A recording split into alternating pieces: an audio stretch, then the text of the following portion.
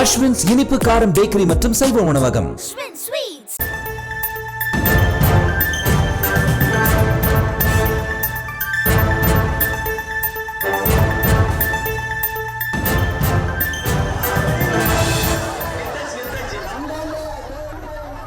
அண்மை செய்தியை பார்த்து வருகிறோம். புதுச்சேரியில் சட்டப்பேரவையை முற்றுகையிட்டு விசிகவினர் போராட்டம் நடத்தி வருகின்றனர். அந்த காட்சிகளையும் உடன் பார்த்து வருகிறோம்.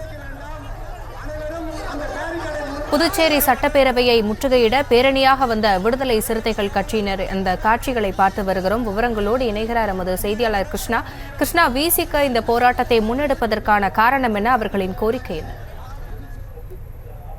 புதுச்சேரியில் ஆண் பெண் இருபாலரையும் பெற்றோராக கருதி தாழ்த்தப்பட்ட பழங்குடிய பெண்களின் வாரிசுகளுக்கும் பூர்வீக சான்றிதழ் பெற்றிட உச்சநீதிமன்றம், உயர்நீதிமன்றம் தீர்ப்புக்கு பின்னரும் புதுச்சேரி அரசு தலித் மக்களின் இடஒதுக்கீடு உரிமைகளை மறுக்கும் என்ஆர் காங்கிரஸ் பாஜக அரசை கண்டித்து விடுதலை சிறுத்தை கட்சி சார்பில் 500க்கும் மேற்பட்டோர் ஆண்கள் பெண்கள் என திரளாக கலந்து கொண்டு சுதேசி பஞ்சாலையிலிருந்து சட்டப்பேரவை வரை பேரணியாக நடைபெற்றனர். இவர்களை சம்பவக்கோவில் அருகில் தடுத்து நிறுத்தி காவல்துறையினர் தடுத்து நிறுத்தினர்.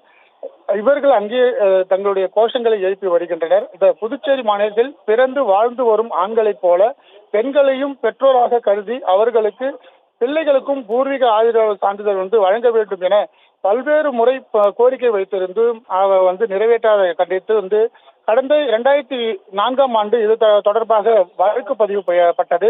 அதனைத் தொடர்ந்து தொடர்ச்சியாக நீதிமன்றத்தில் மேல்முறையீடு செய்யப்பட்டு 2023இல் இந்த தீர்ப்பானது அவர்களுக்கு வழங்க வேண்டும் என அளித்திருந்தது. ஆனால் புதுச்சேரி அரசானது 21 மாதங்களுக்கு இந்த தீர்ப்பின் மூலம் அந்த அரசாணை பிறப்பிக்காதை கண்டித்து தலித் விடுதலை அந்த மக்களுக்காக விடுதலை சிறுத்தை கட்சி சார்பில் இந்த பேரணியானது நடைபெற்றது.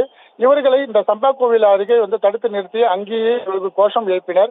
இதில் முக்கிய நபர்கள் ஒரு 5 பேரை காவல்துறையினர் முதலமைச்சரிடம் பேசுவதற்காக அழைத்து வந்திருக்கிறார்கள். இவருடைய கோரிக்கை நிறைவேற்ற வேண்டும், இல்லை என்றால் தொடர் போராட்டத்தை முன்னெடுப்போம் என அவர்கள் தெரிவித்திருக்கிறார்கள். விவரங்களுக்கு நன்றி கிருஷ்ணா.